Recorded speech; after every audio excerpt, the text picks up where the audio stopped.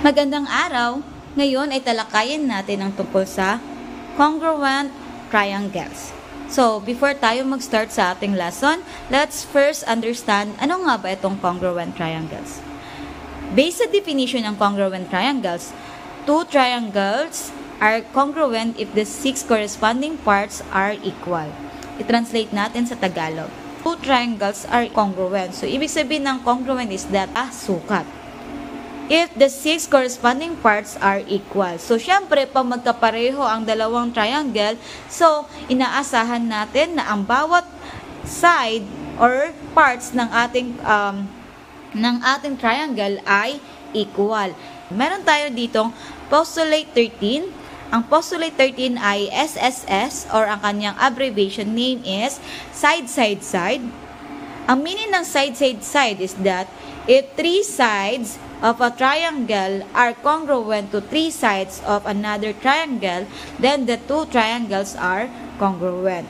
So, sabi daw, if yung tatlong sides na ng isang triangle na yun ay magkapareha or equal sa kabilang side ng another triangle, so therefore, makonclude natin na yung mga triangles na yun, yung dalawang triangles are congruent. So, dito sa example number 1, we have here the triangle A, B, C, and dito sa kabila naman is triangle D, E, F. So, ibig sabihin po, titingnan natin, magkapareho ba ang kanilang triangle? Magkapareho ba? Yes, magkapareho ang kanilang triangle. Magkamukha.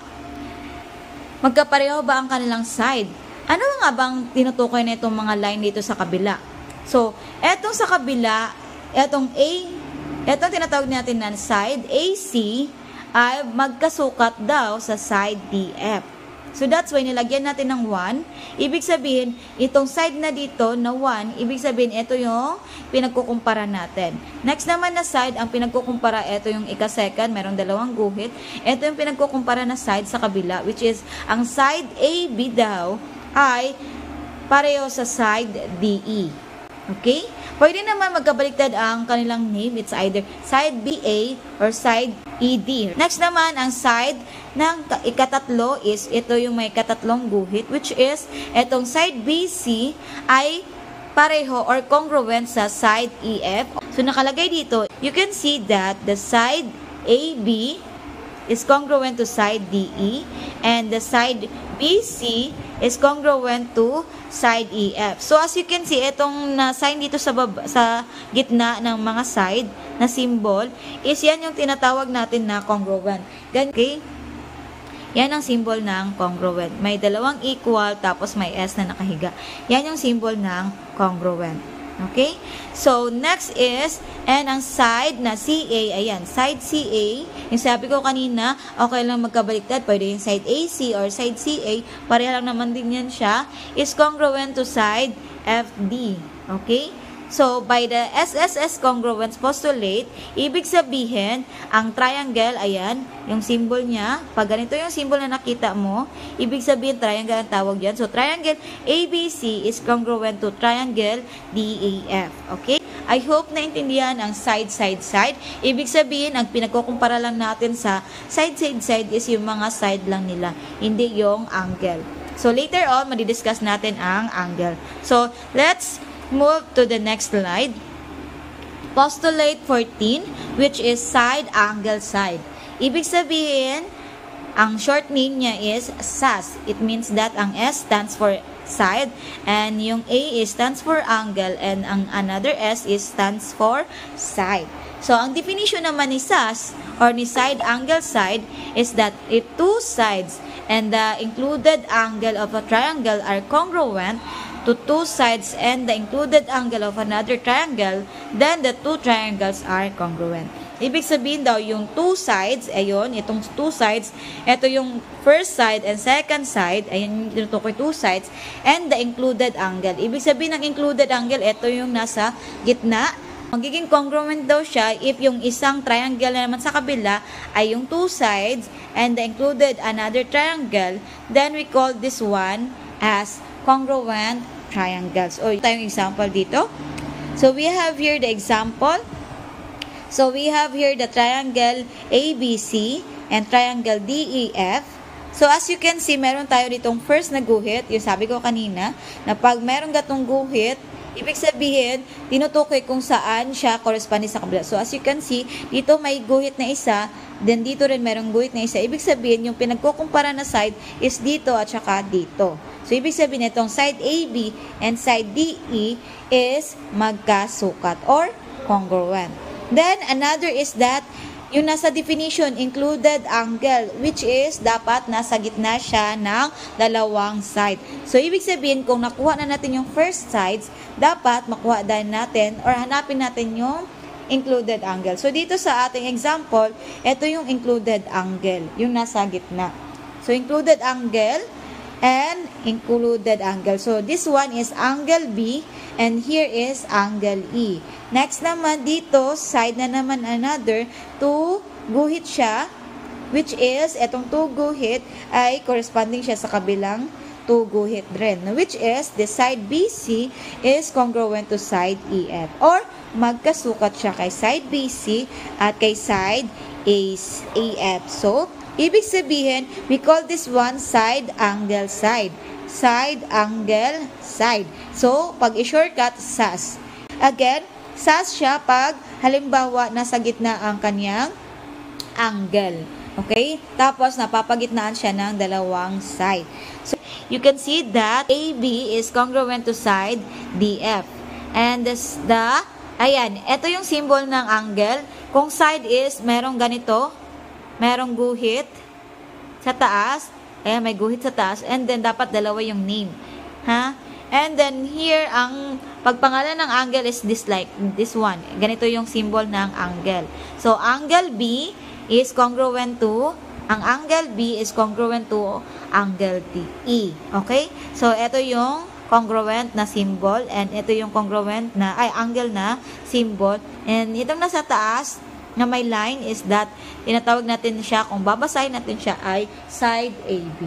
So, another end, the side BC, and the side BC is congruent to side EF. Okay? So, by SAS congruence postulate, the triangle ABC is congruent to triangle DEF. Postulate is that, postulate 15, angle, side, angle. Ayun. Yung kanina sa postulate 13, kung ma-remember ninyo, is that side, side, side. Ibig sabihin, ang tinutukoy lang natin dun ay puro side. Next naman, yung postulate 14 is, meron na siyang isang angle, which is side, angle, side. Ang nasa gitna ay ang angle. But here, kung makikita mo, angle, side, angle. So, as you can see, dito pa lang sa kanyang title, is alam na natin na ang nasa gitna or ang included na bagay ay ang side, hindi na ang angle. So, yung sa postulate 14, ang nasa included or ang nasa gitna ay angle. Here naman sa postulate 15 ay napapagitnaan siya ng dalawang angle. At ang nasa included side is, at ang included ay ang side. So, here the definition, if 2 angles, ayan, 2 angles, and the included side, ayan, included side, ito yung nasa gitna, ibig sabihin ng included, nasa gitna, included side of a triangle are congruent. Congruent siya sa 2 angles dapat doon sa kabila, and dapat congruent din ang included side ng kabilang triangle para matawag natin na itong dalawang triangle are congruent. Example, ma'am, question lang po, ganito po ba talaga ang mukha ng angle? Yes. Sa triangle, makakita ka, pag ganyan, merong ganito na curve sa gilid, yan ang tinatawag natin na angle. Pero pag may guhit sa gilid ng ganyan, ng dalawang, sa isang line, merong guhit na ganito, ibig sabihin, yan yung tinutukoy natin na side. Again, sa triangle, ito yung tinatawag natin na side din ito, at side din ito siya ng triangle. This one side din ito ng triangle, side siya, and side XY. Pero pag ginanap mo na yung angle ay makikita mo dito sa sulok-sulok ng triangle. Yan, sulok-sulok. So, like for example, this one, angle din yan siya dito. Yan, angle din yan. Yan, I'm sorry kung mali, pero pangit. Pero yan yung angle natin, which is, nasa sulok-sulok siya, naka-curve yung kanyang symbol. Yung kanina, postulate 15 is, angle, side, angle. So, ibig sabihin, Dapat daw ang nasa gitna ay ang side. So, tingnan natin dito sa triangle. Magkamukha ba itong dalawang triangle? Yes, magkamukha sila. At sa tingin natin, it's congruent. Dahil, based sa definition, si angle P and angle X ay congruent. And ang side PQ ay congruent sa side XY. And another, meron ditong dalawang guhit. Kung yung side natin is, nalagdagan natin, like for example, ito yung first side, then lagyan natin dito ng second line, dito ipang third. Ibig sabihin, ito yung first side natin, ito yung first side, ito yung second side, and ito yung third side, na which is, kung iguhit natin, bakit kailangan pa bubang lagyan ng guhit? Well, actually, nilalagyan siya ng guhit para mas makita ng bata kung ano yung gina-compare na side ng teacher. Like for example, this one, gina-compare ni teacher na side is dito sa baba. So that's why nilalagyan ng guhit para makita ni student na, okay, yung kino-compare ni teacher is yung nasa baba na side namin, which is yung side PQ ay congruent sa side QY. Next naman is yung side ni PR, nilalagyan ng dalawang symbol na which is itong ikadalawang symbol ay dapat lagyan din dito sa kabila para ma-understood na itong dito sa banda na ito ay tinutukoy natin na corresponding sa kabila. So this one, the side PR is congruent to side XZ. And next one is ditong side RQ is correspond sa side ZY. Okay?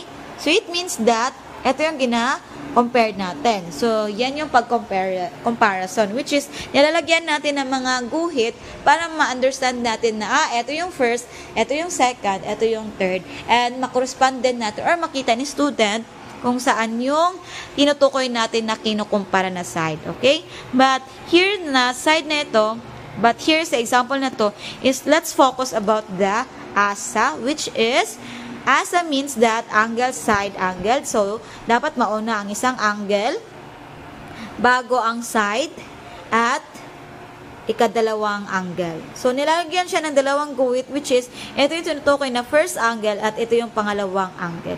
And ito yung first side. So, that's why angle, side, angle. Angle, side, angle. So, as you can see, ito si angle P. So, in figure 9.9, you can see that, ito yung symbol again ni angle, which is, angle P is congruent to angle X. Ayan na. Angle P is congruent to angle X. And next is the side PQ. Side PQ is congruent to side XY. Okay? And angle Q is corresponds or congruent to angle Y. So, that's why meron siyang pangalawang guhit or pangalawang guhit na angle dahil ito yung ginasabi natin na ito yung pangalawang angle and this one is the first angle. And ito yung side. So, as you can see, angle, side, angle. Ibig sabihin, nasa gitna ang side. So, that's why we call that ASA congruence postulate, which is the triangle PQR is congruent to triangle XYZ. So, by the definition of ASA congruence postulate, we conclude that these two triangles are equal or congruent. Okay? So, let's proceed to our next slide. So, here is the theorem 9.6, angle, side. Again, yung theorem, yung postulate 13 is side. Postulate 14 is angle, side, angle. And ang postulate 15 is side, angle, side. Now naman is walang included, kundi nasa last ang side. So dito, based on the title, alam na natin agad na ang nahanap natin ay dapat angle, side. Nasa last yung side. Compare doon sa postulate 15 is nasa gitna yung side. Okay? So, if two angles and non-included side, ayan, nakalagay, non-included side, kasi nga, wala naman sa gitna yung S natin, so, non-included siya, hindi siya nasa gitna. Congruent triangle sa kabilang triangle if yung two angles and the corresponding non-included side of another triangle, then the two triangles are congruent. So we have here the example. So, as you can see, kanina sa postulate 15, nasa gitna yung side.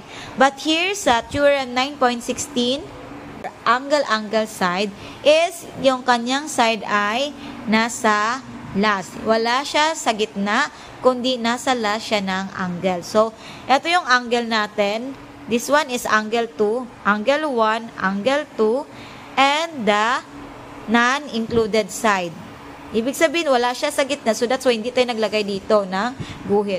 Yung tunutukoy natin na side is dito sa gilid, which is angle side, angle side. Okay? So, that's why we call this one, in figure 9.10, you can see that the angle P is corresponds or congruent to angle Q, and angle R is congruent to angle Z.